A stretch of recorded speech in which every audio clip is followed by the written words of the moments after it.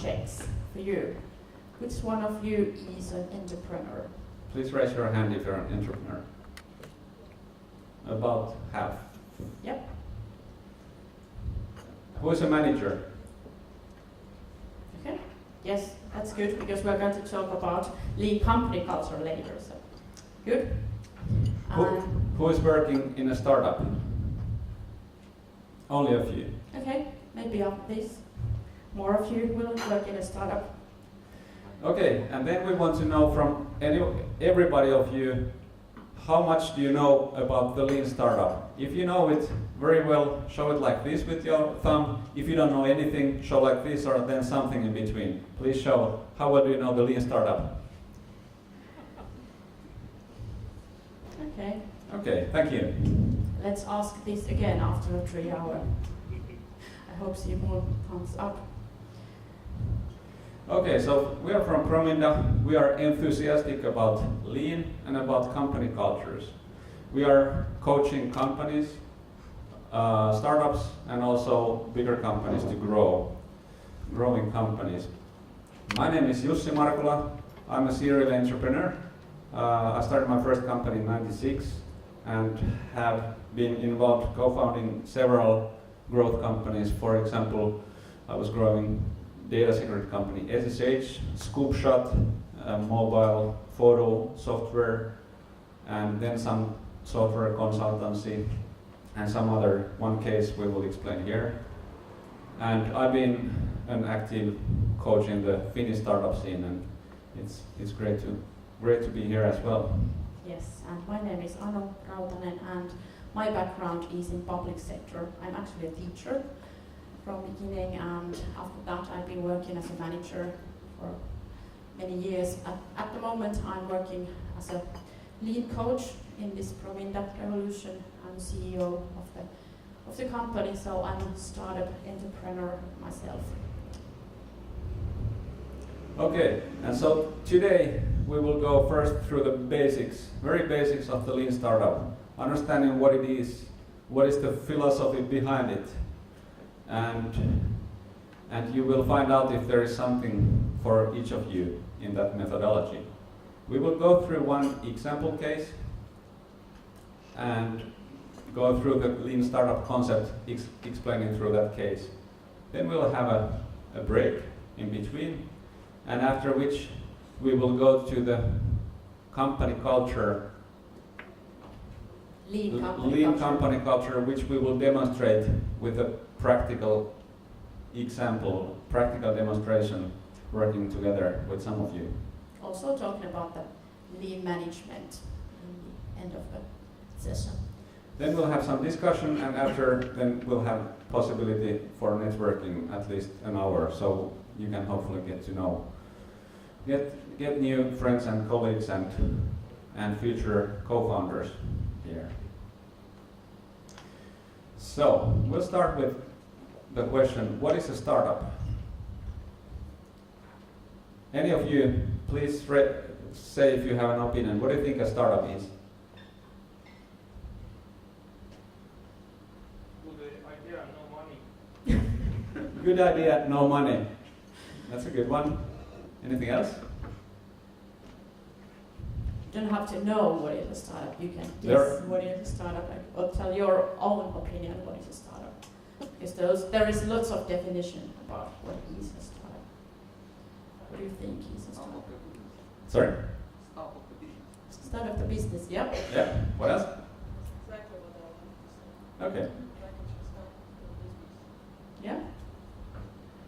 Okay, one definition by Eric Ries is that it's a human institution which is designed to deliver a new product or new service. So it's about the innovation, especially when there is extreme uncertainty. So it has nothing to do with the size of the company or the market, the sector you are working on. And this is a definition given by Eric Ries, who has written this book, The Lean Startup. I'll put this around so you can take a look. And it's a very good book about basics of lean startup. Another going into practical tools is a recommended one is running lean. Another definition for a startup has been given by Steve Blank, who is a professor in Stanford working with startups. And he's saying it's a company who is looking for a product market fit. When you don't know yet that what is the solution and to who, is someone going to pay for it, and before you start to scale.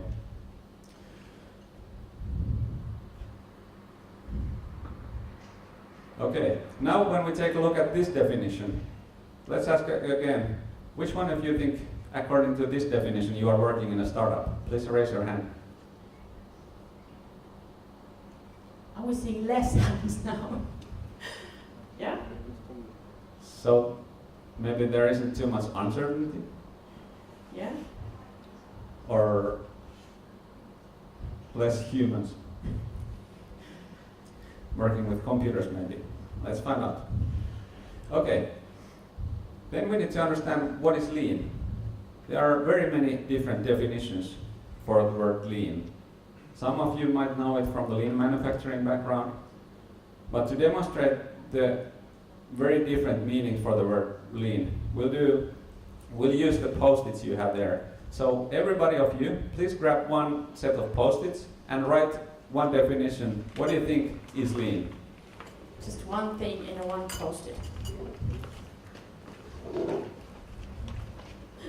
Now this is lean. I'm very happy that you understand the basics behind the lean. Yes. Those are very good answers, all of them. There is one definition, which is that it's a way to maximize customer value while minimizing the waste, minimizing your resources, exactly as you had written there. And we are going to talk a lot about customer today and the value that you can produce to the customer.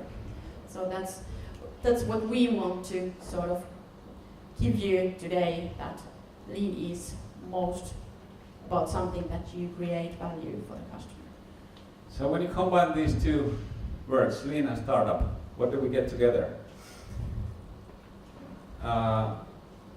It's something what you use when you want to innovate new products or services. So we are talking about creating something new here. And what is special with the lean startup is that it's a scientific way, a disciplined approach to increase your odds of success in the face of uncertainty. So, as it's done in science, is that you have some assumptions, some hypotheses about how things are going to go. Then you do experiments. You experiment to find out, get some data out of it, and then your assumptions are going to be valid or invalid. So a lean startup is not about something maybe you have understood about startups being using some heroic efforts to do some black magic there to make companies grow. Something that is not needs some superhuman powers. Actually, it doesn't. It's quite possible to everybody. But with this approach, we make it quite systematic how to work, and you are okay, it's a natural way to work in this kind of uncertainty. And then, why do we need this kind of approach? We'll give you 3 reasons. First one, according to some studies, 9 startups out of 10 fail. And it doesn't need to be that way. Startups have very little resources, little money, few people, they are running out of time. So you want to do something else than waste your money on stupid things and go bankrupt and then be ashamed that I didn't like this startup thing at all. And it's possible to make it more probable to get forward and grow. Another important reason for using the lean startup is that the world is changing. The traditional ways of doing business, they work in stable environments where you can estimate, you can plan things in advance, you can optimize, you can do Excels, you can put processes and roles, and you're in control. But when there is turbulence, you need something else. You need some methods how you tackle that uncertainty. Because in that kind of uncertainty, you will probably fail anyway. You will have some bigger and smaller obstacles on the way, So because of that, you want to fail fast in order that you can succeed faster. That's a slogan by the Lean Startup Machine. Fail fast, succeed faster. So, like done in the traditional business, this kind of planning culture, the extensive planning will slow you down. You rather want to go ahead and experiment. And the experimentation method, that will help you jump in the deep end, but do it safely. Big ships, they turn slowly. And so do big companies, established companies. They don't need to necessarily be big, but if you have a long history of doing things some way, it's not easy to change it. But the Lean Startup, it can help also established companies to renew themselves. They can reinvent their business again or grow significantly by method starting internal startups. Using this Lean Startup methodology to grow a startup inside this corporation. And these internal startups, they can find new business opportunities which will replace your existing business, which will most likely diminish as the world changes. There is competition coming. And so you can keep the old business up and running. You can improve that or however it goes, but still you have something for the future. And instead of trying to move the whole company around, you can do it quite smoothly by using this kind of methods, which are already used in several even huge companies. Okay, and now, since we already moved around, you probably have some people you don't know around you. So we want you to grab 3 people, those you don't know around you, introduce yourself, and share your thoughts about what we have discussed so far, and how relevant is it for you. Go ahead.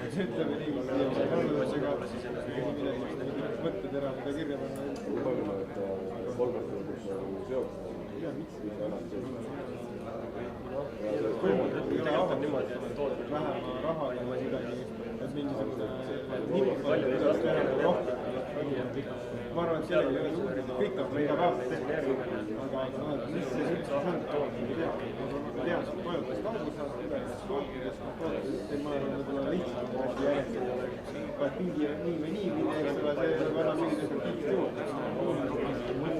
No ei, noh, jah,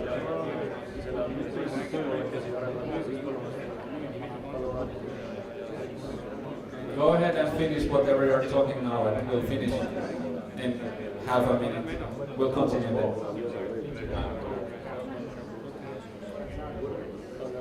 You talk much longer than Finnish people do. In Finland, this conversation would have been over already.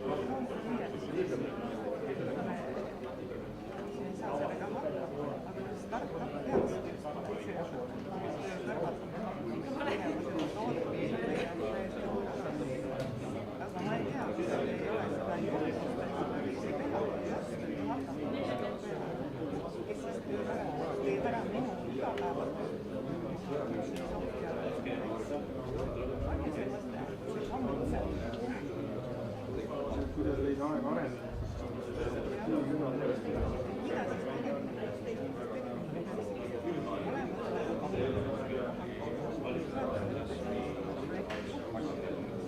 Okay, thank you. Let's continue.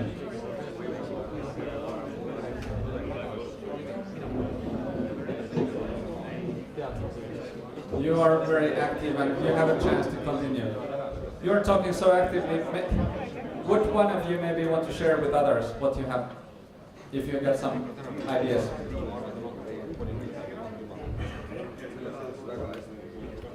Sorry, missed the question.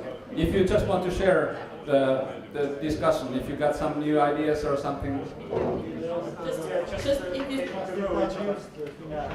Okay. So we have not managed. Okay. Discussing takes time. So anybody wants to share some ideas with others? Any of you? Okay, we can go ahead.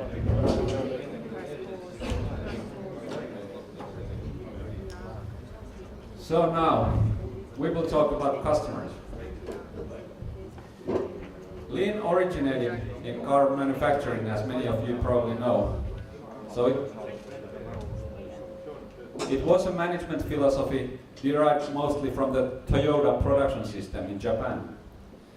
And there, the most strategic decisions, they were made around customer understanding. And they really used a lot of methods how you get that, how they got that kind of customer understanding at Toyota. And also in Lean Startup, you put a lot of effort in working with customers to getting as much customer understanding as possible, because as Steve Blank has said, no business plan survives the first contact with the customer. You can plan something in your lab, in your office, but when you go show it to others, it probably won't go as planned. And that's why you need to get out of building. You need to talk with your assumed customers. Even big companies nowadays, they put even more and more effort on understanding their customer needs. There is a Japanese phrase, genchi genbutsu, which means go and see it for yourself. And one example of it is from a company called Lego, the building block manufacturer. 8 years ago, their business was going down in a very fast way. They had gone into video games and action figures, and actually that approach didn't seem to work well, looking at the numbers. So what Lego did, they sent a lot of people with background in social studies, anthropology, these kind of ethnographic things, where they went into people's homes. They went to see how the kids, how they played at home. They went into the stores and shopping centers, looking at the purchasing decisions, how the families picked their toys. And one big understanding when doing that kind of study, they figured out that the parents, why they had bought the Legos was that they wanted to give their kids the same possibility to do the creative kind of playing that they had done themselves when they were young. So when there were just action figures or something else, it wasn't anymore something that the parents were not interested about. They wanted, from a nostalgic perspective, they wanted to give the same to their kids. And since Lego had gone away, it didn't work well. And that's why Lego did a big change when they focused again on their roots, on the creativity, on the building blocks. And that's how their business started to really skyrocket. And now they're one of the biggest toy manufacturers in the world. Especially in early phase, when you start innovating or doing something new, you should meet the customers face to face whenever possible. Do this kind of, as it's called, customer exploration. And the idea is that you stop selling anything in that early phase. You listen. You keep your eyes and ears as open as possible. You understand the customers' daily lives, daily routines, what's on their mind when they perform their duties. And why you want to do it face to face is that only face to face can you see when talking to a person. During the conversation, what's something that will spark them up, something that they will lighten when you talk, that you understand that's the thing that they are excited about. That's some problem that's really a big pain for them when you start discussing about it. They feel strongly about it. And that's kind of signals and data you get only when you go there openly and listen and follow them. It's a good idea to skip your friends and family, because the loved ones, they love you and tell you just what you want to hear. If you go there and ask, is my business idea good, they will say, that's the next whatever big thing. So you want to talk with those who don't know you, who don't give answers because they trust you, they want to be good for you. And actually in that point you shouldn't even talk to your potential customers yet. You should talk to everyone who is not even related into your business idea, because that's when you explorate your customers. So if you target only into your customers, your potential customers, you will probably hear something. They are already familiar with the things that you're trying to make and sell. But when you go out there to the supermarket or shopping center and meet people and talk to them, then you hear that if people are really interested in your business. So that's a little bit same that don't talk to your mom about it. And actually there's a good book, The Mom Test, which gives you practical advice in how to do this kind of customer interviews. It's again, you don't need to be some superhuman social being to do that. It has like things to do and not to do. For example, don't ask opinions, would you buy this? Yes, I would, but when you need to get the money, you won't anymore. So it explains things like, ask how many, if there is things about problems, for example, when did this happen? When was the last time? Get facts about history and so on. What is the problem in your daily life? What is the routine that you do every day? That is how you find out about the people's life. And that is how you can explore if your idea is good, or even create your idea a little bit further. And then, when you have some ideas, some opinions, then you don't want to assume anymore. Then you don't want to go and check the facts. And this is where the lean startup comes to play. First you specify your goal, and then you specify the metrics or form the hypothesis. You ask for it, and then you analyze the metrics. You learn something from it, you improve and start over again. This is the scientific process. And how it goes, I'll draw a picture for you. It means that there is a phase, build. You build something, you build a product, or build something. It can be a presentation, or it can be a demonstration, it can be something, a facade of the product. We'll come to that a little later. And then what you have built, then you measure. You measure with the actual data with the customers. And with the data, you can learn. And after learning, you build again. Nothing much new here, but the new thing is that you actually go through this cycle backwards. So you start from here, learn. What is the thing you want to learn?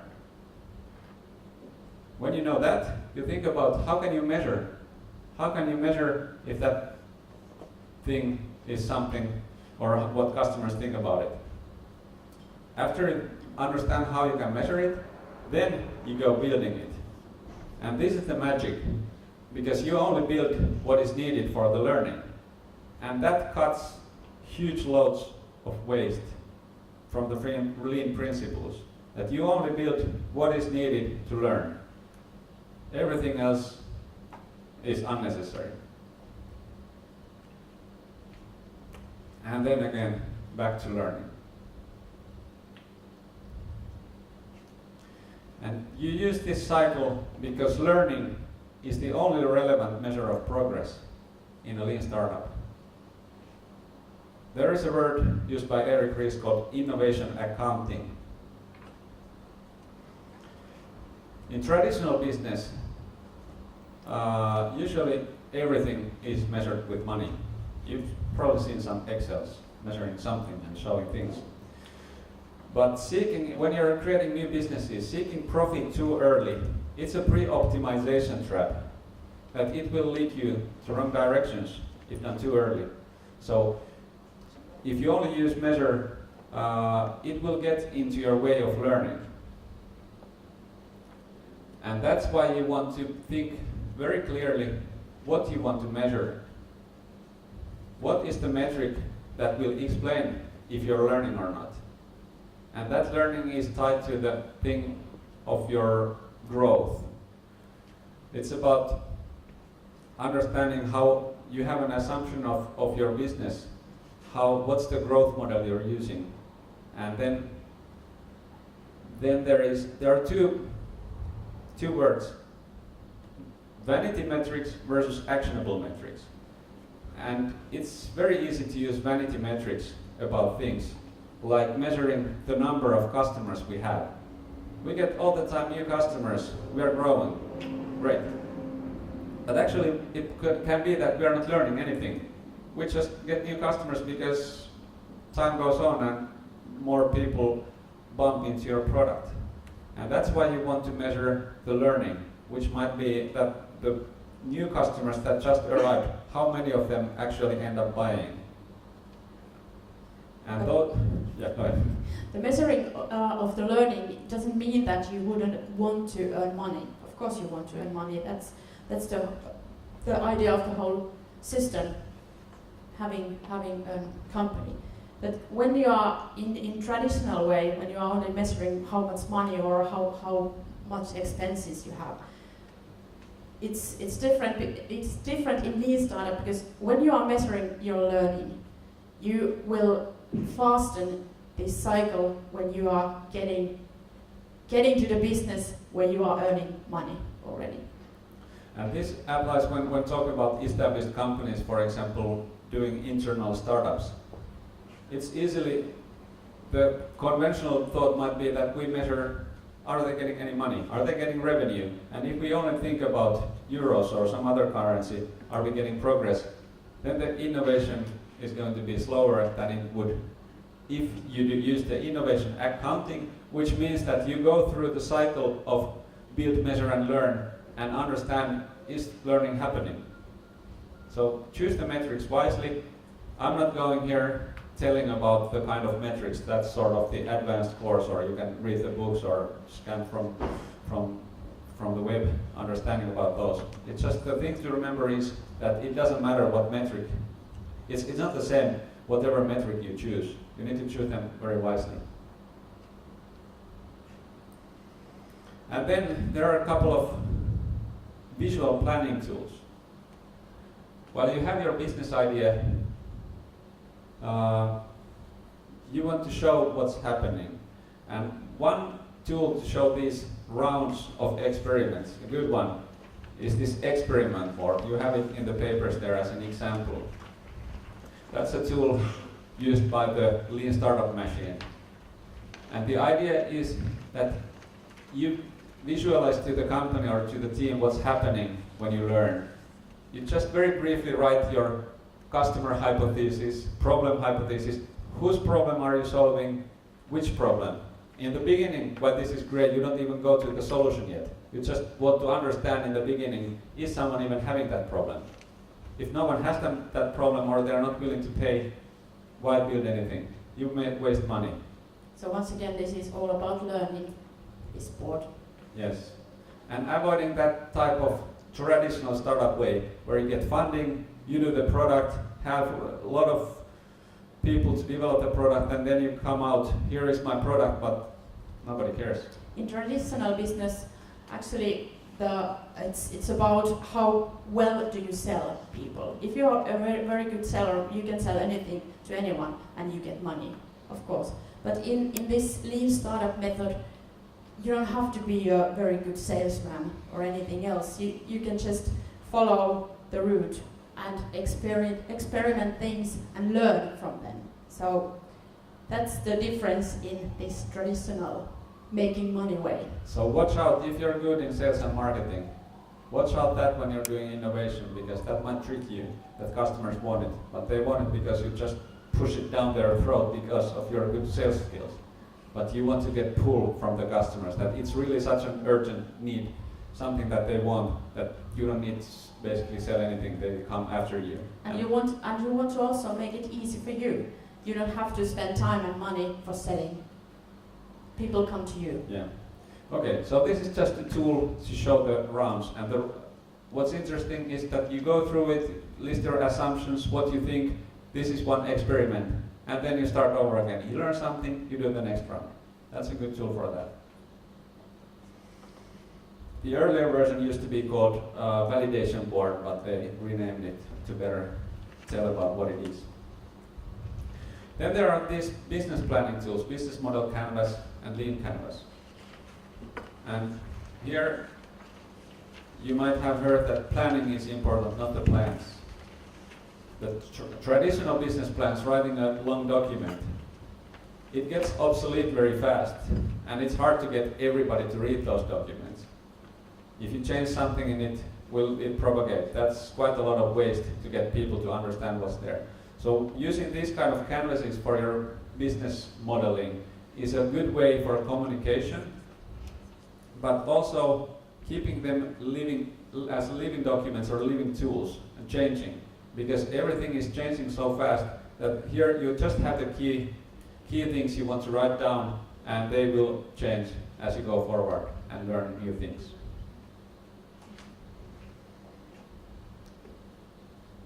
And now, yes, because this is all about learning. We will make you learn more with each others now. Okay, and now we're not going to change tables because you know the people, you can go past the introductions, and now hopefully you can have some ideas. Really push yourself. What did you learn? Help others learn as well.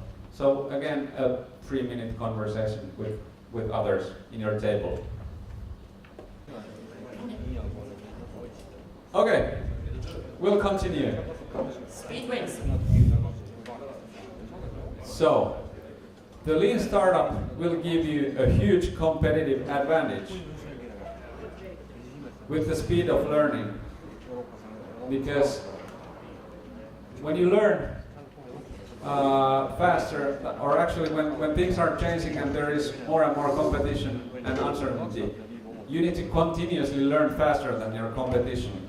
That's the way to survive in this time and this world. And how you do that is with these 3 things. You build an MVP, which is called minimum viable product.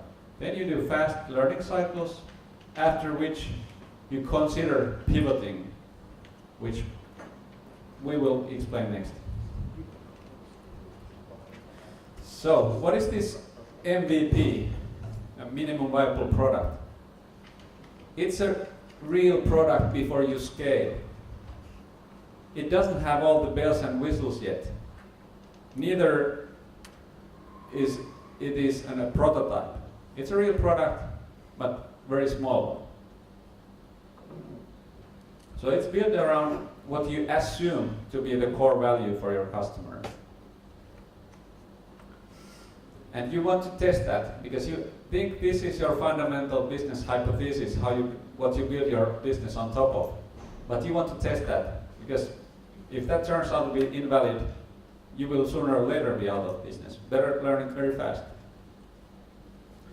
And in practice, I can say that your MVP is much smaller than you think.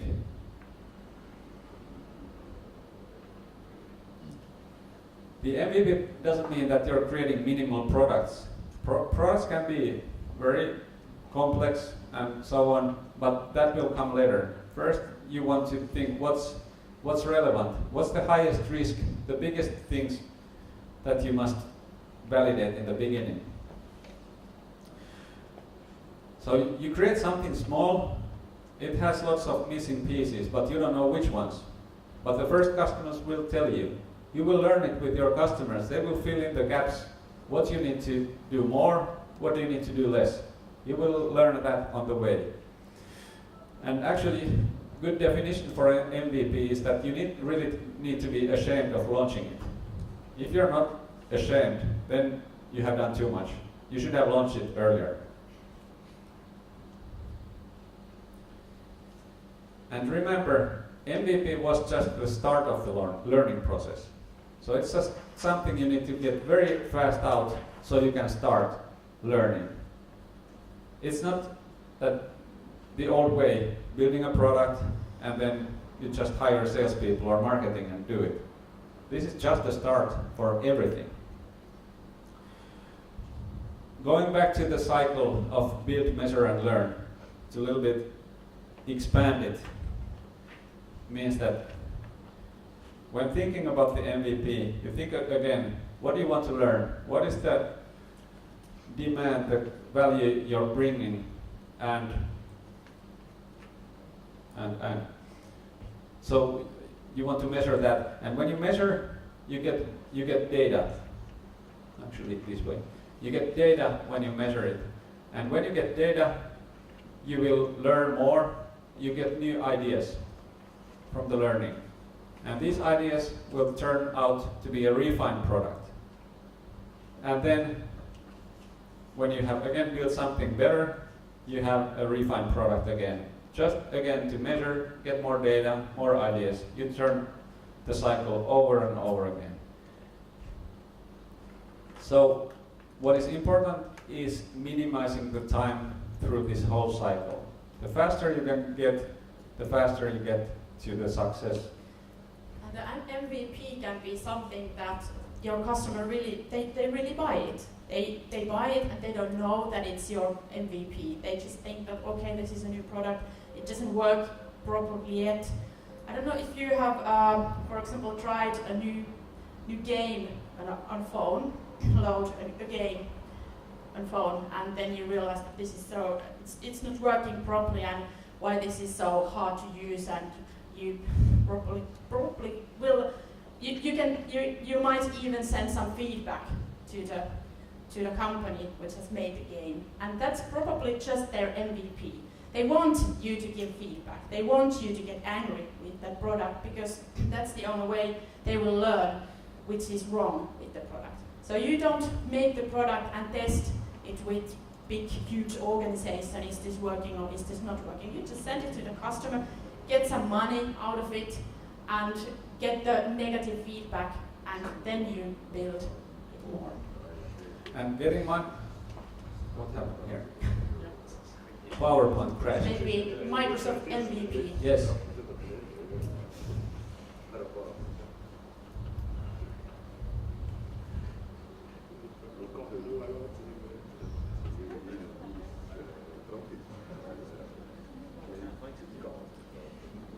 No feedback to Microsoft.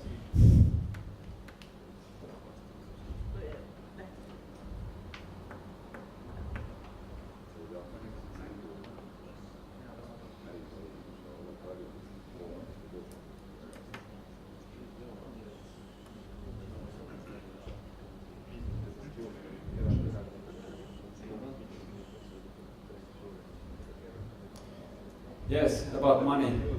So it's not the market research you're doing. You're not asking customers about hypothetical questions. If we do this, would you buy it? Because those are still assumptions.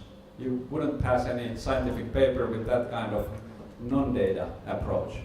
So you want to get the validated learning. You want to tell that this is our product, even though it's just very rough. It should provide enough value for somebody to do something, to pay money, or at least commit him or herself to a meeting, give his or her email address, or do something that is of value to him and value of you. So that is some proof that there is value. They are willing to do something. And so after you have launched the MVP, you do the fine-tuning, do some experiments, try to improve the innovation, improve the metrics, and when you have done enough of it, then at some point, especially when your experiments have failed, then it's time to think, should you pivot or persevere? And what pivot means that you stay grounded in what you have learned so far, but you stay something. For example, if you're using business model or lean canvas, you can change one aspect in that chart. You focus on different customer segment, you choose a different distribution channel, or there are different kind of pivots. For example, a zoom-in pivot, which means that you take one feature of your product and make that to be the complete product. And pivoting is not fully scientific. So, but what's different here, you have solid data. You have the facts and the data from your experiments, which will back you up. But here, you still need the business planning and the vision, your product vision, where you want to go. Is it going forward? Is it going forward fast enough? And then you need to use intuition to understand, should you pivot, change something, or still go ahead?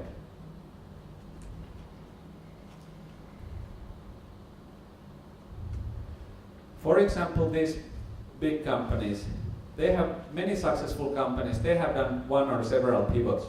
For example, YouTube, in the beginning it was a dating service. Flickr was a video game where you could upload your photos. Twitter was a podcasting service. Apple was selling computer kits in the early stage. Now they are as ready-made as possible. Nokia was selling rubber boots.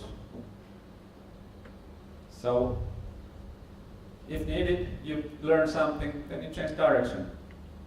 It's okay.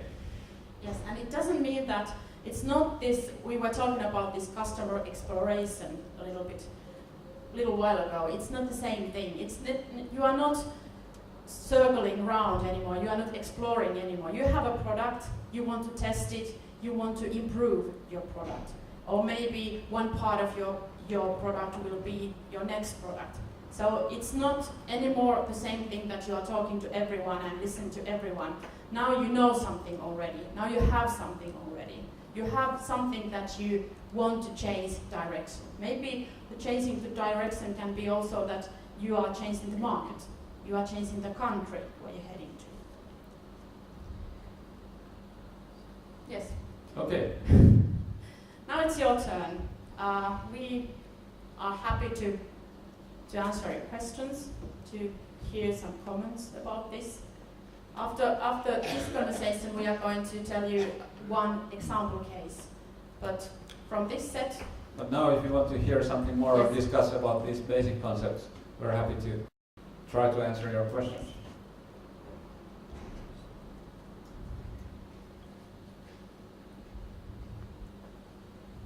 Or any thoughts about this, any doubts about this method? Do you believe in this? I have a question. Yes? When I interviewed a customer, potential customer, and customer told me that in my product there are one function missing, what he definitely needs. How I understand that I should or not should add this functionality? How I understand if, for example, I have interviewed 20 customers and one told me that he needs that and that. You have to disappoint your customers as well. So don't just go for a one customer. That is a very good question, because you have to disappoint your customers. Don't make them everyone happy. Otherwise you will just circle around. You have to focus. So it's a balance between your product vision, where you want to go, and listen to the feedback. And that's a question, especially where there is no science answering your questions. But the good news is that you don't need to know. You can guess something. Wherever you want to go, just go for it. Either way. Either say no or either do it, and see if it's something that, if you do it, then you need to see that your numbers are going up. If the metric you're following, if that will make a big change, not only to that customer but everybody, then it was a good thing to do.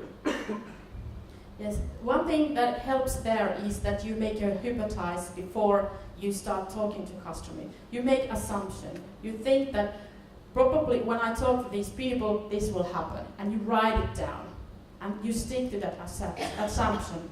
And when you talk to people, you start understanding, was I right? Was my thoughts right? Because now all these people are saying me different things, and you can go back to your assumption, to your hypothesis, and see it in a scientific way, and not just by feelings or just by your intuition that, well, I was talking to him and he said that. And so you have to make this assumption before you go to talk to customers. So in that case, it means if you do that thing for that customer, you probably think that it should do something else. It will bring you 10% more new customers, or those who are already somehow in the pipeline, they will decide to buy because of that. So you specify what you expect to happen if you do that. Did this help you? Thank you, yes. Okay. Anything else? Okay, then we go to this. Is it correct that there's difference when the product is one product for one client, or is something that is serial production product? Is it different when it's one product per one client made per order? Should they use this method, or it's just ask and do it?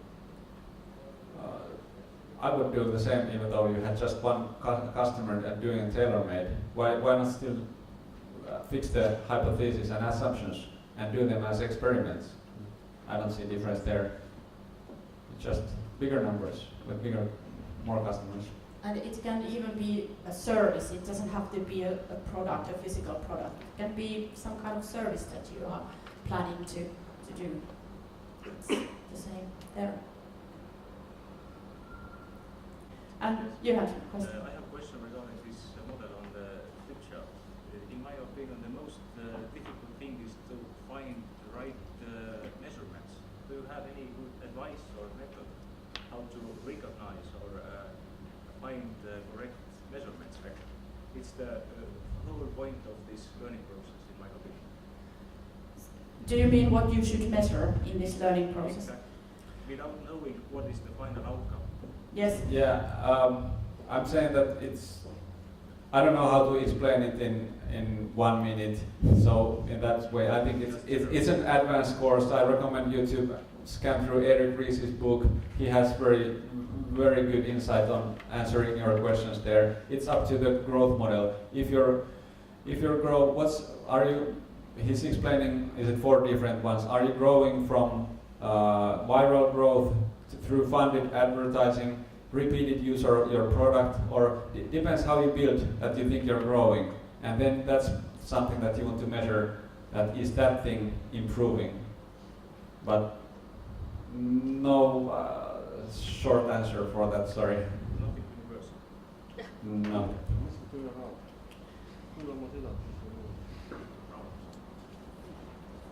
Okay, anyone else wants to ask us? Let's go ahead. Yeah. Okay, let's change turns. So we are going to show you an example case called Yoga. We are both co-founders in this company. And Yoga is an online yoga studio where you can take yoga lessons at your home in your living room, just with your laptop or computer. Teachers are in studio, which is in Helsinki, and they can see all the customers through two-way connection. They can talk to customer and give advice during the lesson. So basically, it's about having yoga lessons in privacy of your own home. And it all started last September, and in few days we had just pen and notebook and the idea, and after that in few days we had our MVP ready. And our MVP was doing things manually. We wanted to try out the service, we wanted to learn if people are ready to pay for it, how people will take the experience of yoga at their living room. Because yoga people can be quite sort of touchy about this yoga feeling. It's, for some people it's about the philosophy or way to think. And we were sort of going more like to sports. So we wanted to learn if this is possible in way that we could use two-way connection and if people really want to do it at home. So we did no software development. We didn't code anything. We just took off-the-shelf web conferencing tools. We did all the payments. Well, the customer did the payments manually into a bank account. We didn't have a website or email list or anything like that. We called to people, we emailed them. And what happened was that we had paying customers. 5 paying customers in a few days was a really good start. So we learned that our core assumptions were right. People are ready to pay for yoga lessons at home, and we can do it with a two-way connection. So we went ahead. We still didn't code anything, we still didn't do anything big, we just made a beautiful website. We made it look like a real service. In the behind the website, we still did everything manually. We called people, we emailed people, we did everything as we did before, but we wanted to acquire more users, so we wanted to have a beautiful website and also put it onto the Facebook and try to make noise of the service. So in this stage, for example, our metric was customer acquisition. Yes. The conversion of people coming to the website, how many of them will come to the lesson? Yes. Not thinking about if they come again or will they tell their friends, just focusing on that thing. And for that we did several different experiments. One was experimenting with the price. First it was €5 for one lesson, which seemed to be okay. Then we tried, can we raise the price? We raised the price to €7, but then we didn't have any users at all. They didn't come and we lost everybody. Definitely it was too much. After which we thought the other way. If we lower the price to €1, will we have huge loads of customers? But actually it didn't have any significant difference to the €5 price. So we thought that €5, that's a good price point, and actually it's still the same price. Yeah, we still have these single lessons, $4.99, I think. Yeah. But the main thing was to learn about customers, about the service, and we wanted to do it fast. So even people were asking about these longer commitments, monthly payments or half-year payments. We didn't want to do it because if we would have took customers with monthly payments, we wouldn't have learned if they come back. They just paid a month and we wait for a month, they pay a half a year, we wait for a half a year. So we wanted our customers to be quick as well. And actually that's quite important if you want to be lean, if you want to be quick. Don't try to sell big corporations because they are slow. If you have a startup, just try to find customers who are quick as well. So no monthly subscriptions to be able to learn about our customers, our service, about everything that was important. And we did a lot of customer development. We were talking to people all over. We went to a fair, we went to well, to the streets, to talk people. We had very active customer feedback. We answered feedback manually still. We wrote long emails when customers were complaining about connection. They were complaining about the voice, that they didn't hear the teacher. They were complaining about, well, sometimes they didn't even see the whole picture of the teacher there. So there was lots of problems. And we went to people's homes. That was very, very eye-opening. We understood that it's not trivial to build a yoga studio in your living room because you have a table there and TVs on the corner. Yes. And we understood what kind of innovative solutions people had, that they had the yoga mat there somewhere between a cupboard and a table. And still what they said, that even though I were somewhere in the corner, they forgot where they were. The experience was so good that they were enjoying yoga, whatever the atmosphere. But some of them wanted to really build a more feng shui atmosphere to do their own studio at home. Also, we learned that some people, they just don't want to do it at home because they felt that if I'm going to yoga lesson or to some exercise, doing some exercise, I want to get out of my home because my kids are there and I really, this is my own time, I just want to go out. So we changed a little bit our customer target there because we thought that female around 30 city people are our customer, and well, it wasn't like that. And also we learned that younger people, they don't care about yoga. They want to have very fast sports, like not stretching like yoga. And so we did a huge amounts of learning because we all the time emphasized the learning and the feedback. Well, you can talk about that later. Yep.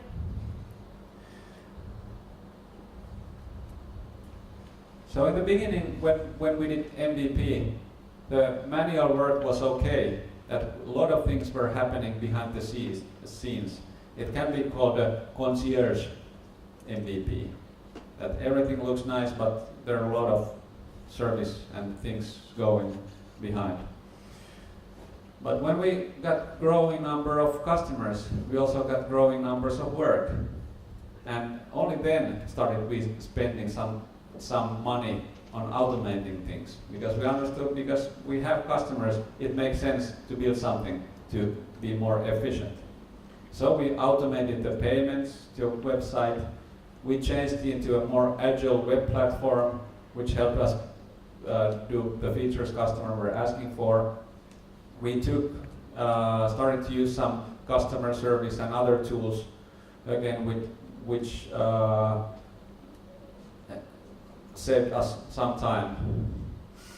And all these, they were very conscious decisions. We just didn't still start to act like a company, but we were understanding what's the real bottleneck, where do we get the most value, and where can we save the resources, where does it make sense? Is it something, a one-time event, or something that is occurring so often that now it makes sense to put the effort in improving things?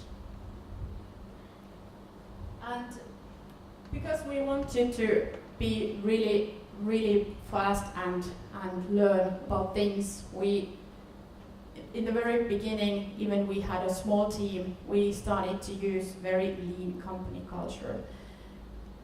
We have 15 minutes daily stand-up every day, which is it's a meeting, but it lasts not longer than 15 minutes. And it's every day at the same time. Everyone in a team is taking part through web or at the office, and that means very fast communication. I think I saw somewhere there communication, and communication is one key to speed up everything. So we have a very super fast communication culture.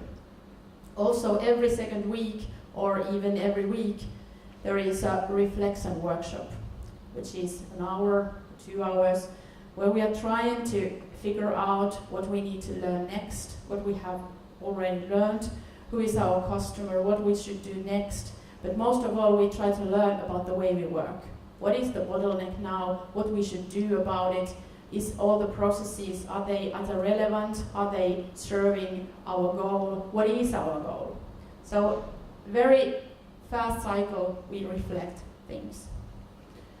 And also, one very, very big thing is that we have transparent information to everyone at the team. Even if you are freelancer or not very working for a couple of days a week, you still have information available for you, because that is how you get more out of the people. When they see everything, they see customer feedback, they see all the statistics there, they see how much money startup has left. That is quite an important thing. They learn to see the big picture, and they are starting to do decisions to advance your business. So that is quite efficient way to involve people and motivate them to give all the information.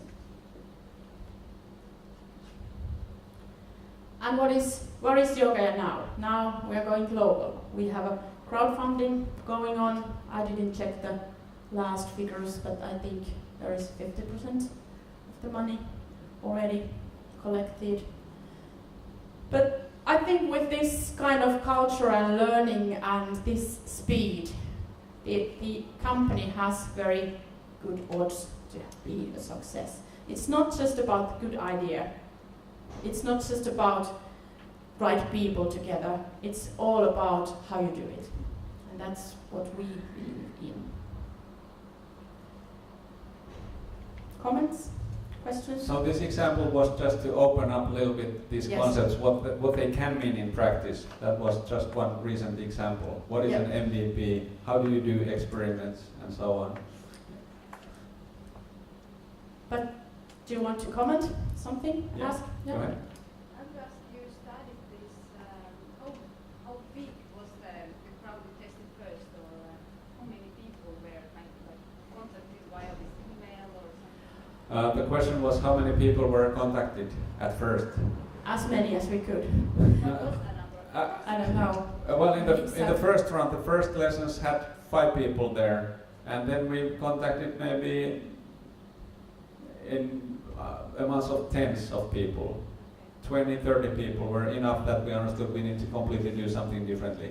And then with some paid advertising on Facebook and Google AdWords, we got some flow of new people, fresh people, again, and understanding if the conversion will improve. Also, we had the whole team asking people. Everyone was asking. It was not just the CEO who was meeting people. It's very important that CEO especially is meeting the people, because you can't really send people out doing it and they tell you what the customer do say or think. But everyone in the team were involved in this How big was the team? team. Well, it depended from 3 people to 5 people. Well, that was again what the team was. It was a good question, Yes. because it was built in a very lean way, sort of a dynamic, how we composed the team. And who is member of the team? Yes, so in the beginning, in the startup, the demands of different kind of competence, it changes a lot, and you don't actually know what kind of competence do you need. We didn't know if we are going to need any software developers or not.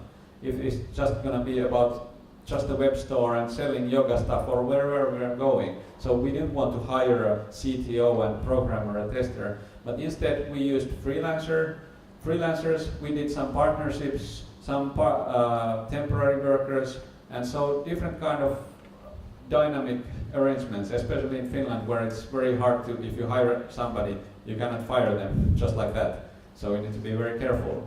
And that's why building the team needs to be very, very dynamic in the beginning, but we still treated everybody as they were in the team. Even though somebody was from a marketing agency or a software company of 10, 100 people, we let them have all the same information. They were in the daily stand-ups, in the same communication loop. And we tried to find people who, for example, could teach yoga and do business at the same time. So we tried to have very talented, multi-talented people with lots of different skills in one person. But about the numbers, still, often these kind of lean startup experiments, you specify the assumptions as very low numbers, that 6 people out of 10 will sign up. So they don't need to be huge Yes. numbers. And you said you made some noise. The noise was mostly made via social media or... Yes, and social media, yes. Yes, and press PR, yeah.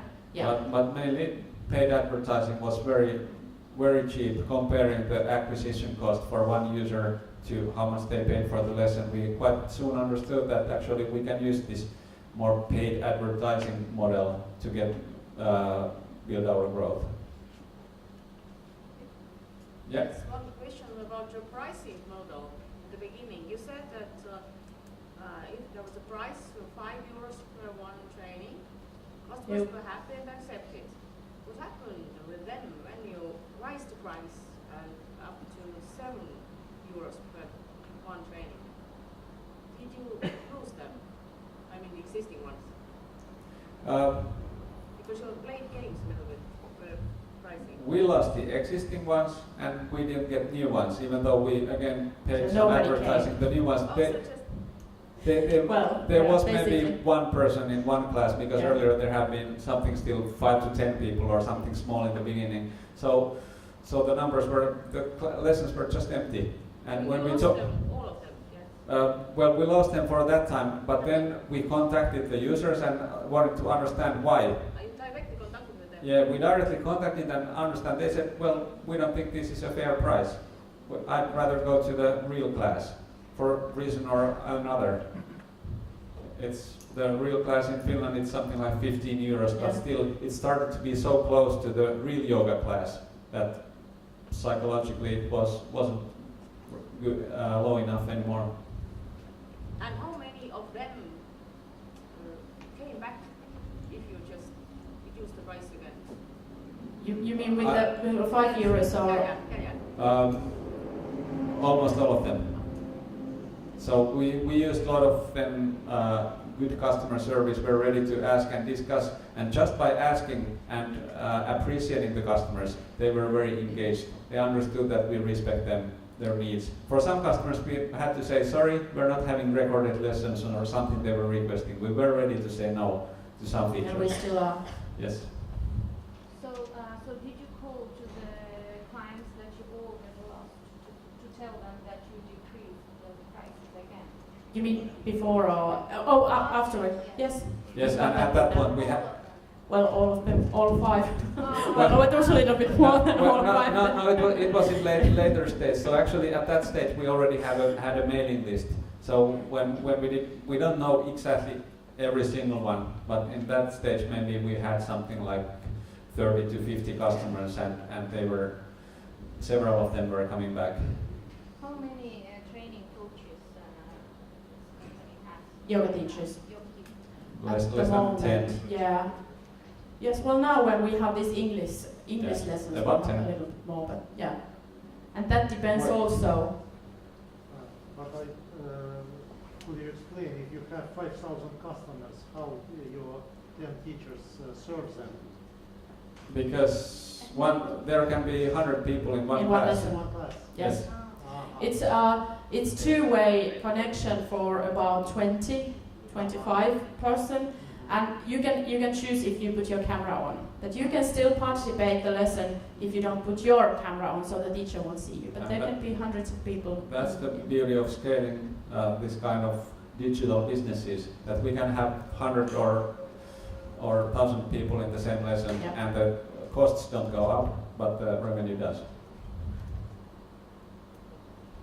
Anything else? But you said it's interactive. How does this teacher kind of like talks back to the audience if there's 10 people? Well, the teacher can only see about 20, 25, and not at the same time. Not at the same time. Teacher sees a grid of all the students who have the camera on with their name, so they can tell, Anu, please raise your back a Yes. little bit, and Mikko, do this and that. Yeah. But I don't know if it's just Finland, but not a lot of people want to have the camera on. I don't know why, but even though for the same price they had better experience. Actually, that was one hypothesis in the beginning. We thought that we can have a higher price for this two-way class, because then you get personal training. But people were not willing to do that. They didn't see they don't want to they don't extra want to put value. the camera Some on. saw the opposite way. Yeah. Okay, but you can also, because next we will have a break. Yes, And and if you you can- want to hear more about yoga Yes. or anything else, please come and discuss. So we'll continue In 15 minutes? at. Okay, now we're going to more to lean. Oh, okay. To lean company culture. Not so much anymore talking about startups or lean startup, but about your company and what sort of lean company culture you can create there. We were talking about Lego company just a moment ago, and now we are going to do practical exercise with Legos.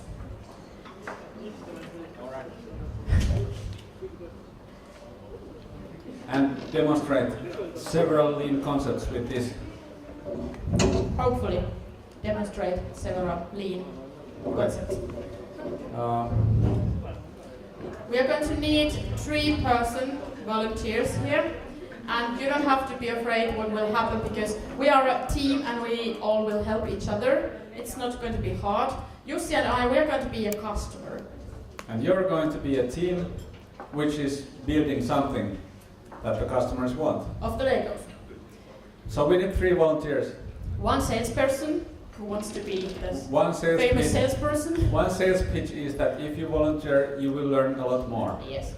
And we need a manager also. Okay, great. Okay. Awesome.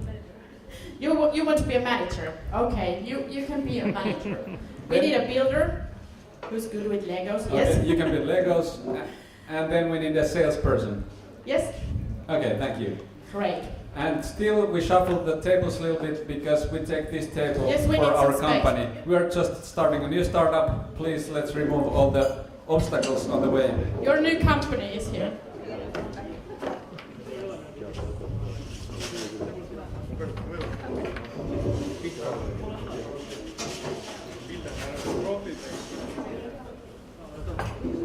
And Legos are for the builder, not for anyone else, because you are the one who creates this awesome product here. Nobody else can touch your blocks. And to do it very, how do you say it? In a way that it happens in many companies in real life, we want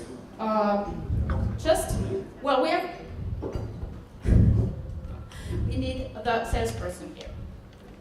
So, salesperson, please come to the customers. Yes. So, Yeah.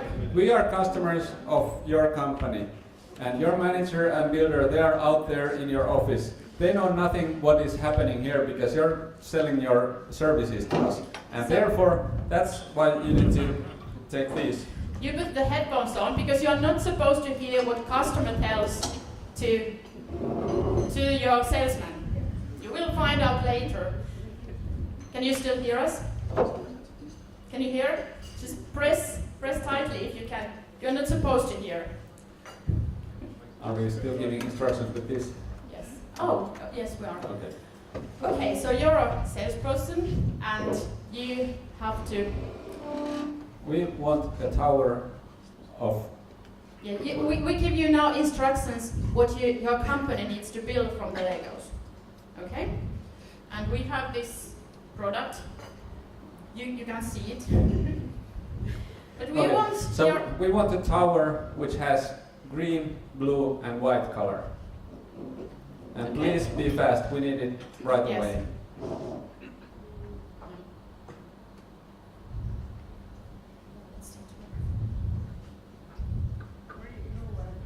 White.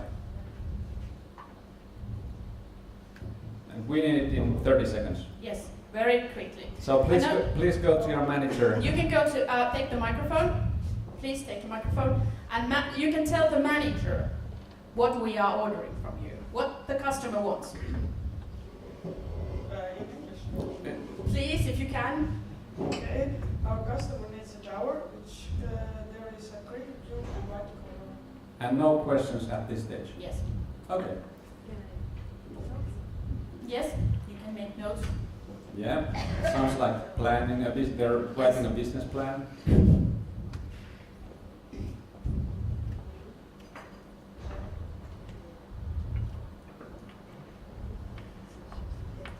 No, Okay. you can tell the ordered. Yeah. Customers ordered a tower that had white, green, and blue colors. Tower. And you have 30 seconds time To build it. to build it with the Legos. Green. Green, blue, and white. Green. Blue. White.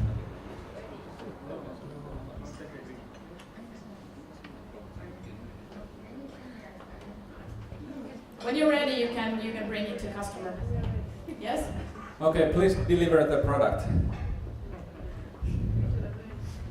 This is not what we wanted. No, I'll we show- didn't want this. I'll show you what we got. This is not what we ordered from you. You can have another chance. We don't like your product. Well, Let's come to that bit later. So, yep, come back here, come back here. We can, now, because we want to be more lean, right? So we can increase communication here. You can ask 2 questions from us. and Your customer. now again you need the earmuffs. Yes.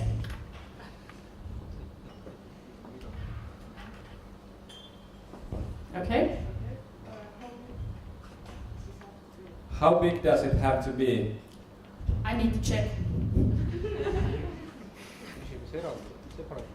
What? 7 blocks. 7 blocks.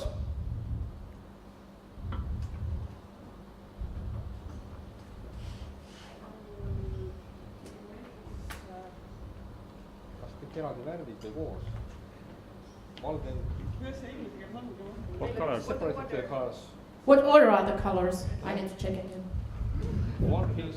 I'll let you know. It's separated. blue, white, and green. All tükki, 3 pieces.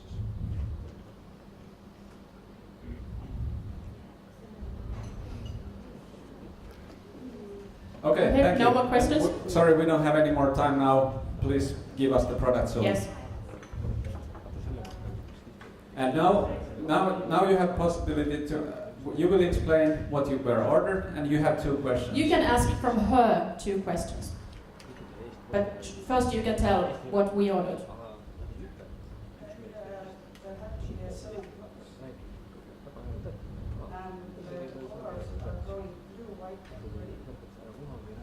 So do you want to ask her something?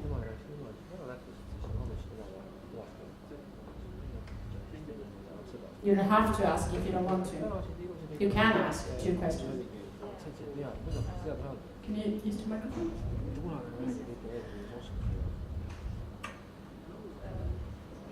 Should it be only in one row, or does the customer specify how blocks should be for the scale? No, she didn't ask us. Do you have another question?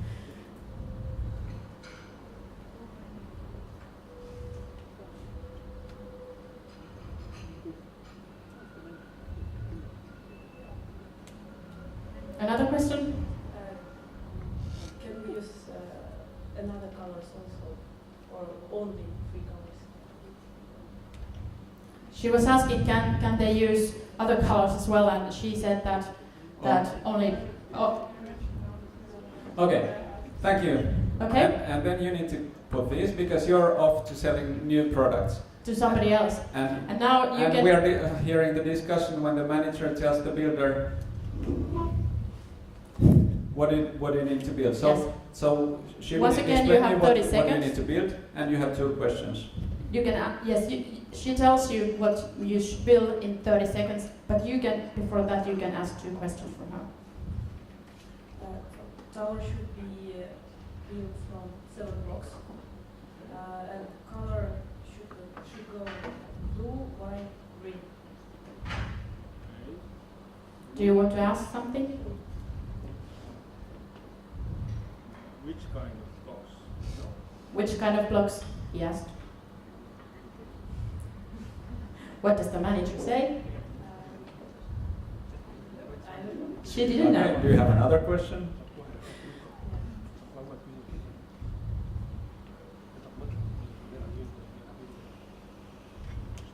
No questions? Okay, you can start building. Okay. 30 seconds. We are very patient here. And now, manager and salesperson. Manager, you have a lot of management. Excuse me. You have a lot of business plans to write. You cannot. You don't have time to help the builder. Yes, builder does it on his own. So what you saw here was that salesperson was meeting customer, asking questions, and then she went back to the manager. You can take this off now. She went back to the manager, who asked also questions from the salesperson, but the salesperson couldn't tell because she didn't ask those questions from us. So, where's the product? Over there? Okay, please can you deliver it to the happy customer? What is this? It's not, at least it's nothing we ordered. This is not what we wanted. No. We don't need this story. No. But, okay. We can try to be more lean. Let's remove silos from here. Do we need manager? No. We don't need manager. You can talk straight to the builder now. But builder, you still need to put the headphones on. And now you can ask 2 questions from us.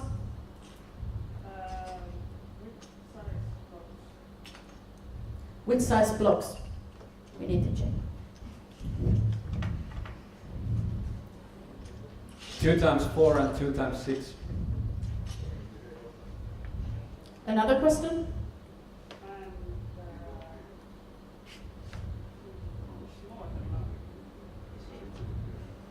How are they arranged? How are they arranged? Scheme of Both ways. Both ways. Oh, sorry. No. They are on top of each other. Sorry. They are on top of each other. As you can see, customer doesn't know what she wants. Yes. It depends who you ask in the customer. Okay. Now go straight to the builder. We don't need manager to be there at the cycle anymore. Yeah.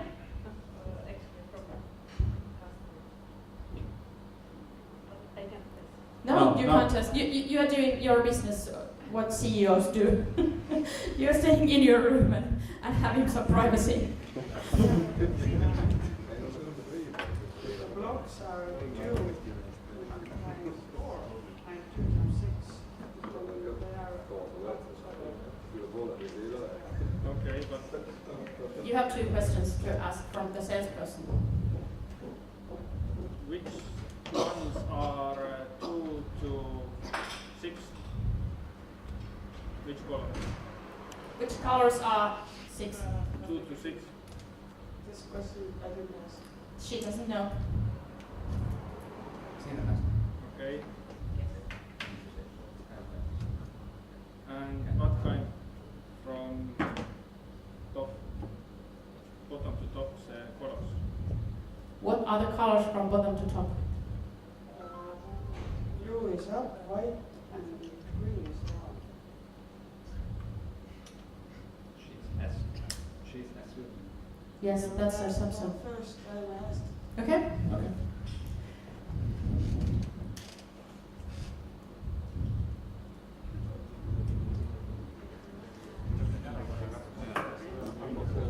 Okay, can you deliver? You can't help the builder. No, you can't help. You have sales work to do. You're Yeah. calling other customers. Builder is on his own. Thank you. No, this is not what we ordered. This is what we got. This is not what we ordered. Okay, so let's be more lean. We have already increased communication. We have removed silos, the manager, and now let's have the builder come to see the customer. So salesperson has made the sale, and then you say, okay, go and do the product. You can come here and ask two questions from us. Okay. What is wrong with this one? Well, you have the colors in wrong way. Another question? Which blocks are the bigger ones? Which color? Let me check. The white one. White ones are the big ones. White. Okay, no more questions. We are in hurry. Sorry. Please deliver it fast. We have 30 seconds.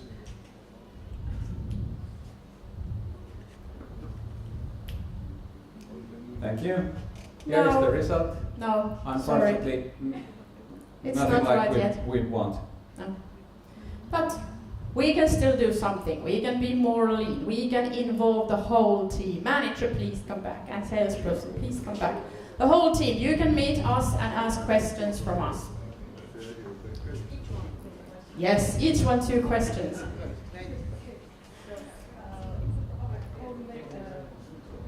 What color? How many blocks? What color? How many blocks in which color? Hang on. 2 blue, 3 whites, and 2 greens. And what is the right color from top to down? From top to down, it's blue, white, and green. Other questions? We have time for 1 or 2 other questions. Yes. Do you want to know something? And only the white ones are bigger. Yes.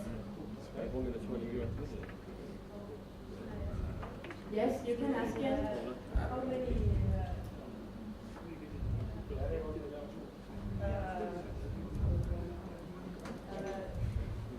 Can I have the product still while you're...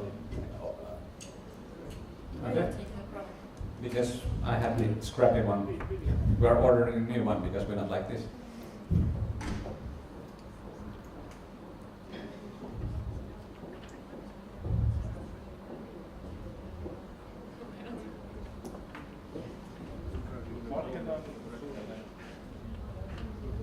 Okay, 30 seconds.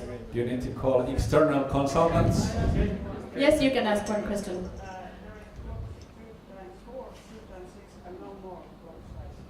Yes, no more.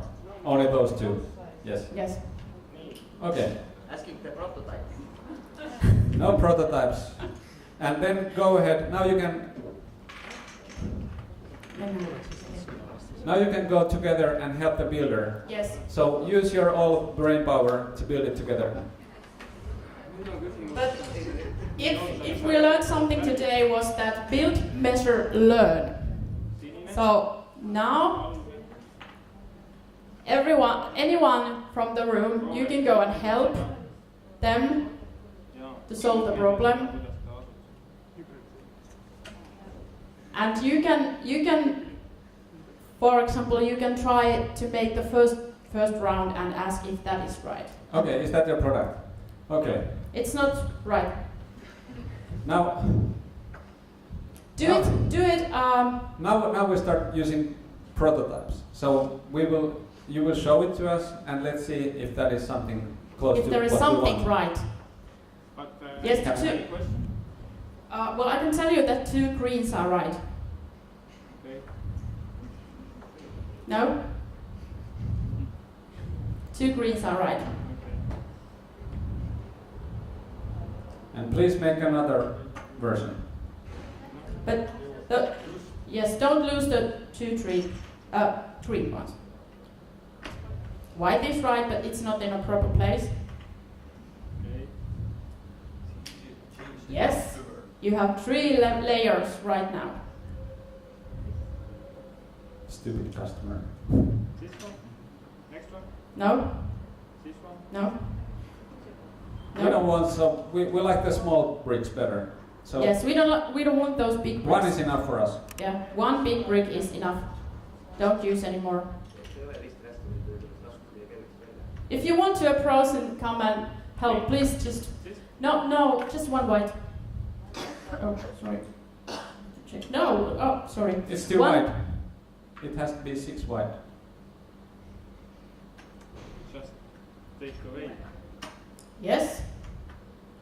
No, you have a 2. We want only 1 of those. one of those long blocks. One of those long blocks. Shorter ones. Yes? Yeah, go ahead, help them. Yes, come here and help them. No, it's not in the right position. We like symmetry. Yes. Yeah. That is right. Looking pretty good. We want higher one. Higher ones. Yes, but we like blue. Not that blue. No. The other blue. It's pretty close. No.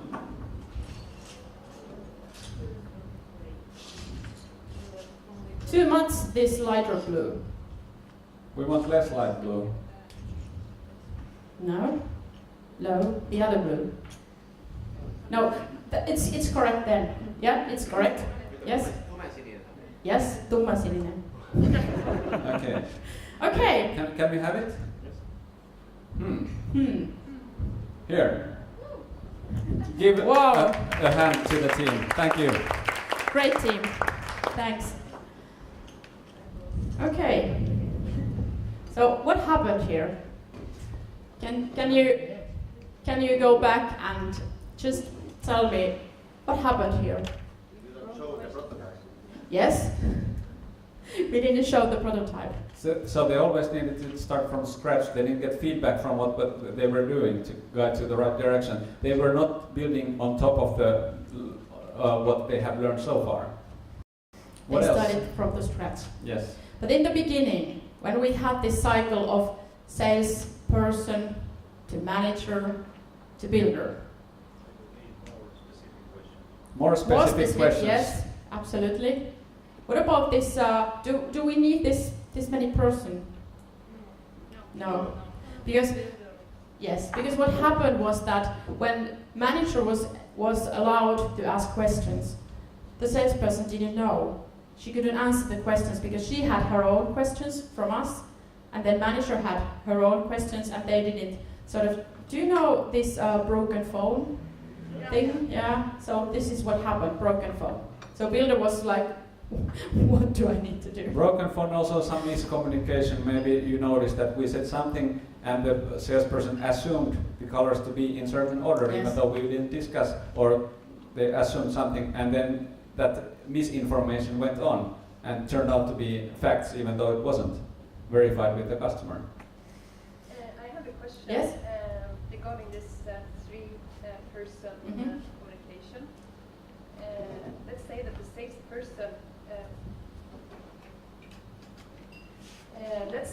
salesperson should be out doing active sales and loses time when that person has to communicate with the worker, and maybe project leader would be a better person to talk to a customer. move the project forward internally. So you mean that salesperson is? No, I mean that. Well, you could think that the manager was a project manager. Yeah, but what I'm saying is that, for example, in our company, we want the sales persons to do more sales, to be out with customers, finding new customers, and not spend so much time inside the house, explain to people, filling in administration orders and so on. So I think in our case, how we have chose to do it is to have like a sales assistant or like an administrative person as a person in between. So who goes to the customer? Salesperson. Who takes the order? Salesperson. And who gives the information to the builder? It depends, but sales assistant in some cases. And who gives the information to sales assistant? The salesperson. Okay. Well, yeah. I'm just saying that. Maybe the salesperson should be a project manager. Salesperson should be a product manager. I'm just saying that. Yeah, project manager. Yeah. Basically, my question is that in our situation that we are in, we don't want the salesperson to spend too much time inside our house and fill in documents and instruct the the person that is building. Yes. So that is done by sales manager, sales assistant, which could be this third person. Yep. Yes. What I think is that we don't need the 3 persons, but well, I know that it's a very traditional way to do it, like going to some person to someone else, especially in big companies. But in lean thinking, in lean ways, we believe that the more customer everyone gets, the more satisfied customer you will have, because I think nowadays it's very important because our world is getting very complex and the products are getting very complex. So it's not anymore like that. I need a pencil, just give me a pencil. It might be something very, very complex that customer is ordering, and when it goes through many people, first of all it takes time, lots of time, and I think the message might change in a way. When you innovate, the innovation cycle, if we take a look at this, what's the speed of this cycle in a startup? Do you have time to go, if this is a long time, you write documents to the next person who writes documents to the next person. So that's why information should flow as fast as possible. And about these kind of functional departments which are often used, it's possible that it's more optimal if nothing changes. If there is nothing to innovate and no external, no internal changes, because then you can start to optimize people's time usage. But the lean is all about the flow of value and optimizing that. So in the end, it's one of the principles in systems thinking that you only optimize the whole approach, the whole flow from customer, what you do. And in that sense, it doesn't matter if there are suboptimal parts. And that's why these traditional functional departments, even though they think that now we are very effective because our time is efficiently used, but when you look at the company as a system, the customer doesn't get value as efficiently as it would if we don't optimize these subgroups of people.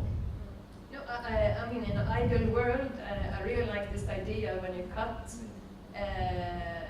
involve people, because it's better if customer speaks directly to the person who's going to do it. Yes. But there are some obstacles or challenges related to that also. Of course, I understand that. And when you innovate, you want to have salesperson and the builder all talk to the customers, that they all understand what is needed and they can do their parts. Salesperson knows better what to sell to the next one because they understand what we build, what we can build, and take part in that process. Anything else? Anyone else wants to comment or question? Did you? Yeah, there's one. Yeah, I want to say that my opinion is still that the questions that were asked, they were wrong questions. You can't be a good salesman if you know nothing about the building. Yes. You still must know at least some questions that a builder would ask. And he should have asked the questions that builder asked. Good But one. if And again, if in the real world we can't have one person with multi-skills, he can build and at the same time make sales. It's very good if we have multifunctional people who have many skills and every year improve and get additional skills. But still, I think, especially we have in Estonia quite many small companies, and everybody knows something in area. And if you're a manager, and if you're a salesperson, and if you're a builder, you know what your stand-up is, you know the main goal, you know what to sell. They communicate with each other, I think. So I think the main wrong thing was the wrong question were asked. I think if they had time to think before you come to the client, you must know what to sell, and you must think what question could be asked.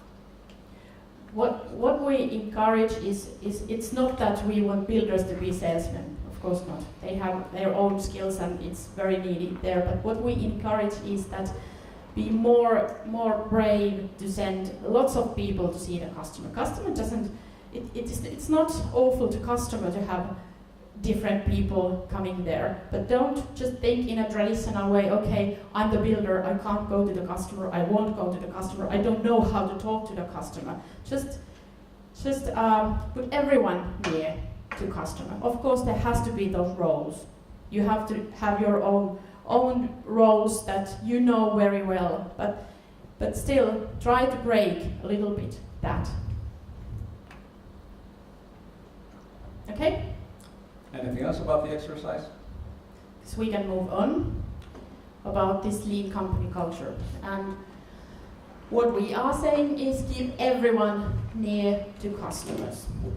Keep them at least aware of customers' needs. And how do you do that? You can decide in your own company. How do you increase everyone's knowledge of the customer? I believe that it's best way to have as many people as possible and to talk to customer, to see the customer, and actually if we are talking about customer who is selling to another customer, you should, it's not enough that you know needs of your customer, you should know the needs of the other company's customer.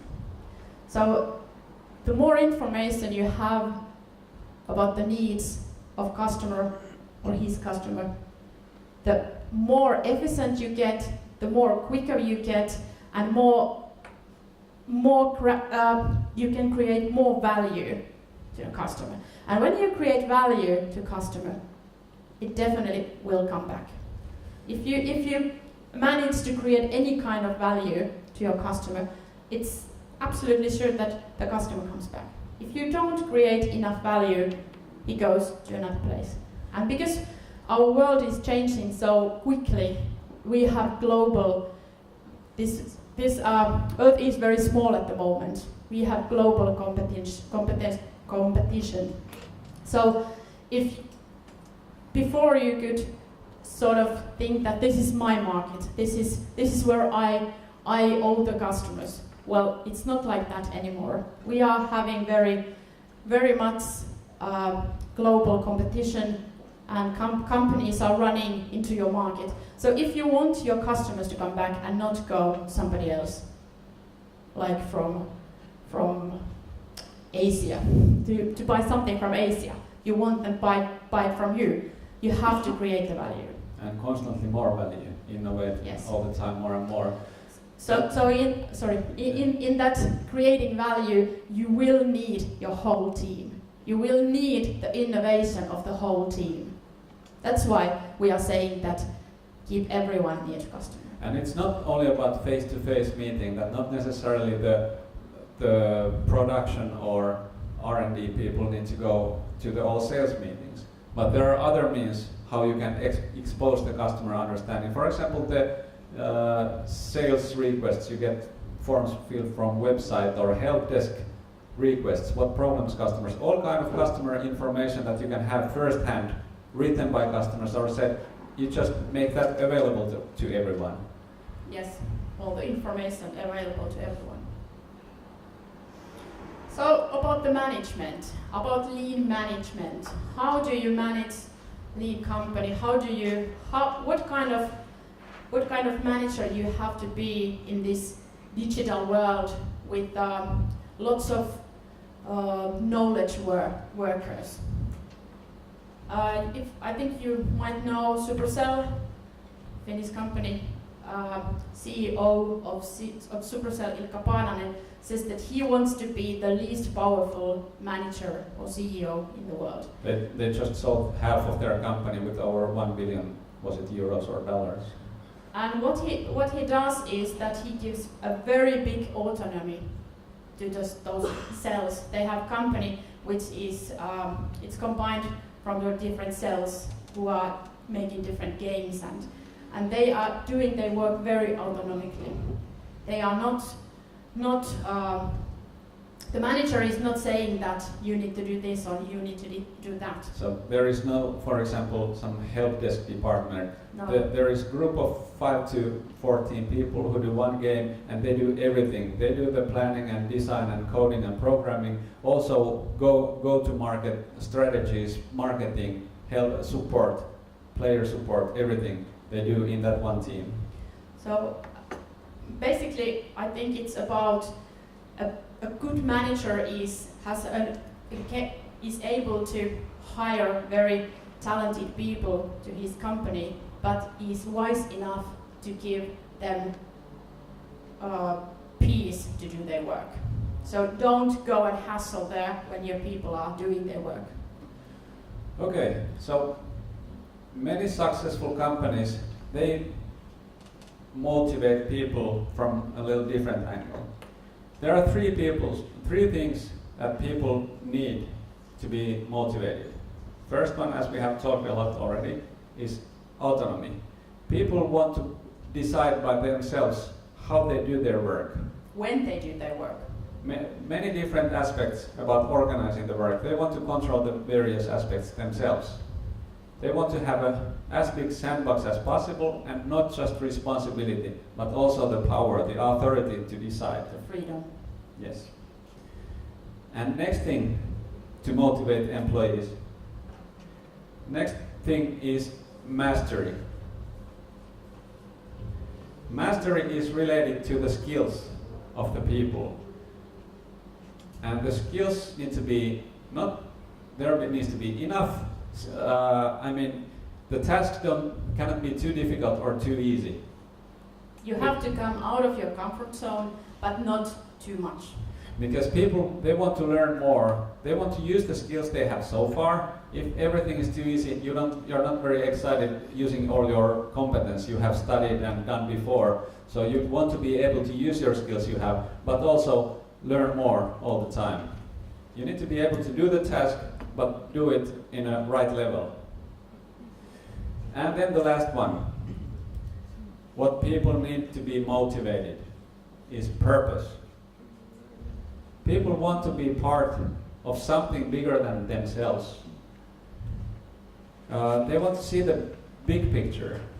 And this comes to the customer. If we think about the Lego builder here, is when he gets a task, build this kind of product, it's coming from a project management system, versus he talks to the customer and sees the customer's eyes, I want to have this kind of product, I have it in my mind, or I have this pain that I want you to solve.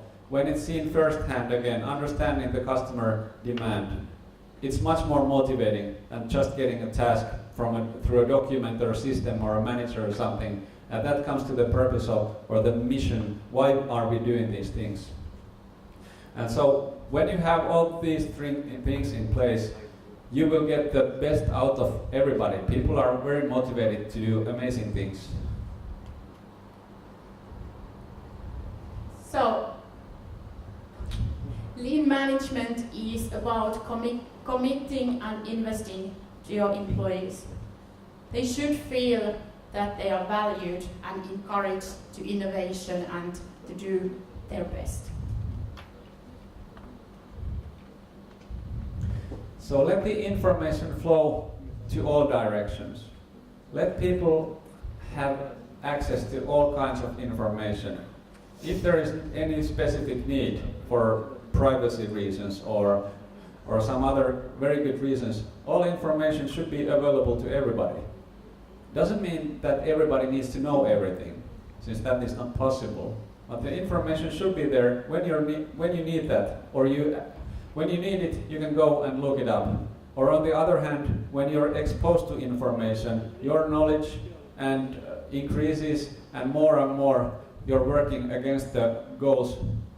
You're more business oriented because you can autonomously make better decisions in the daily life. When you see the big picture and everything around you, you can better think it by yourself. You don't need someone else come and think it for you.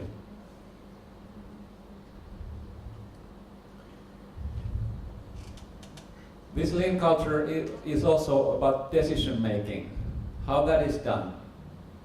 The traditional command and control structures, they don't provide enough speed to respond to this kind of changes. As we saw, it's very slow to pass the information forward through some command chain. And another thing is about innovation, because innovation then doesn't happen if everybody is not cooperating, as well as when you get the team together, everybody doing their best for the same purpose.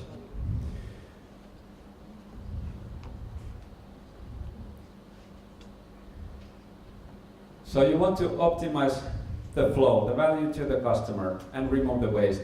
And silos usually are waste. If you can, these kind of cross-functional teams and smaller autonomous units, whether they are startups or something else, they are very efficient in doing what is needed and only that.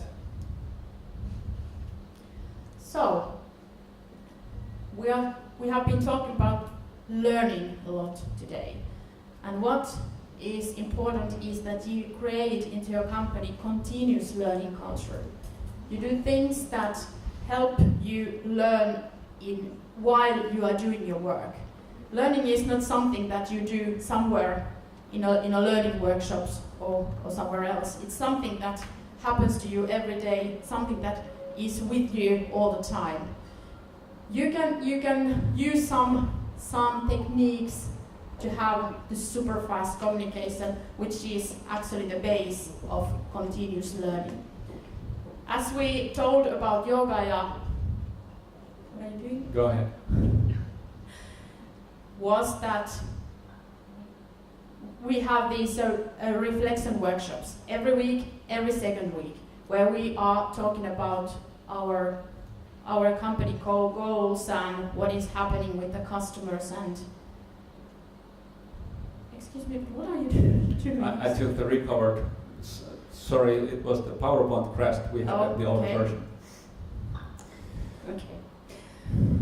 Yes. So reflect regularly. What do we say the word? Reflect regularly. Yeah, regularly.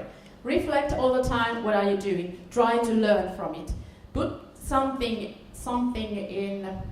Make notes about things what have happened, and involve the whole team in this learning workshops.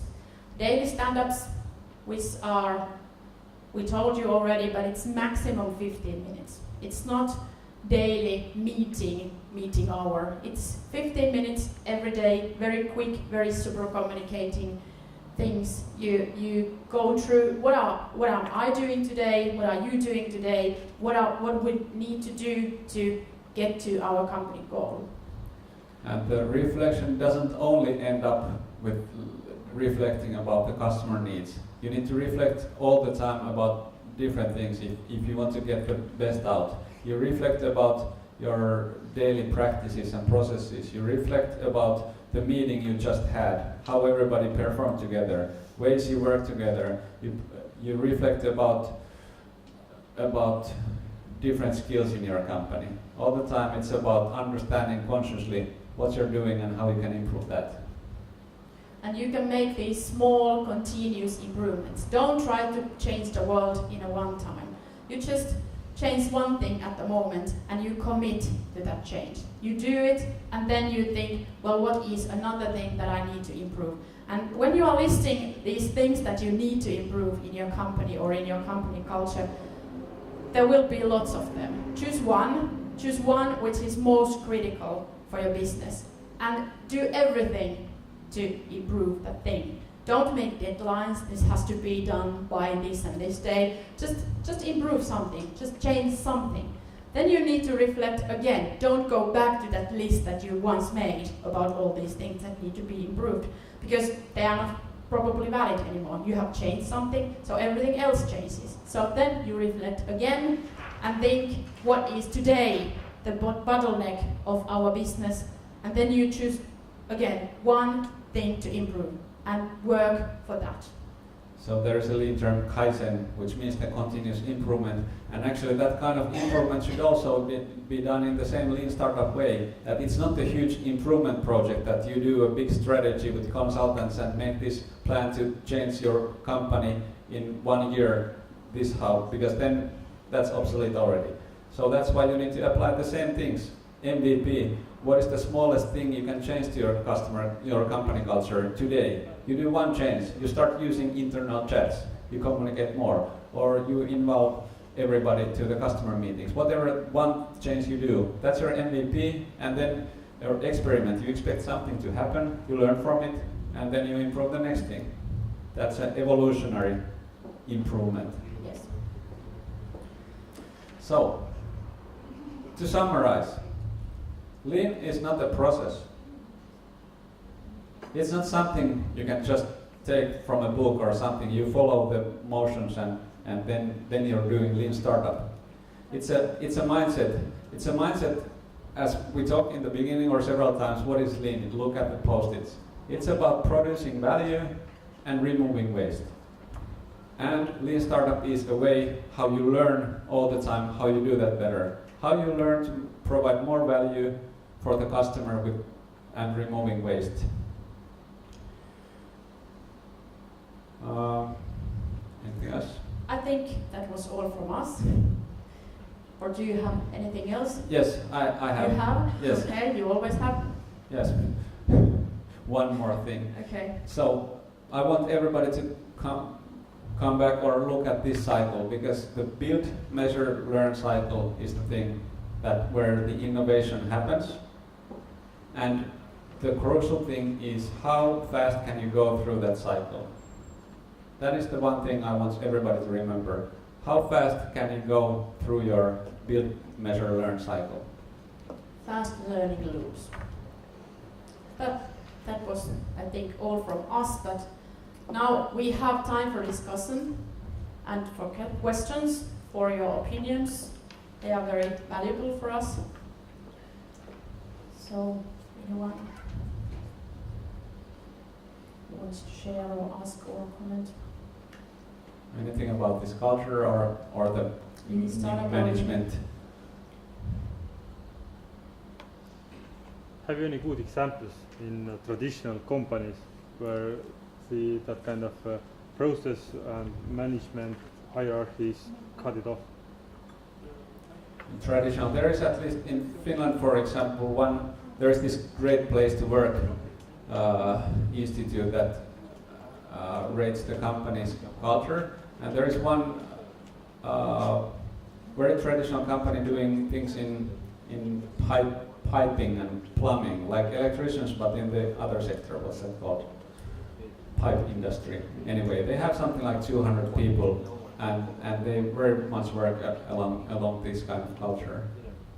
So there are examples, probably bigger ones. I can't come up with any huge ones now. In the huge ones, I know there are experiments to go this way. Yes, and I think in Finland we have a couple of very big and traditional companies who have put up an internal startups. Yes, inside their old corporation company. So they will provide a startup there and try to renew their business that way with the Lean startup. But that's a good question, actually. I'm sure there are. I need to get back to you when I find some big examples, because there definitely are. It's not just about the hype software startups like Netflix or companies like that who definitely are doing things this way. Especially those established companies who will be alive still in 5 or 10 years. They will go to that, so hopefully very soon.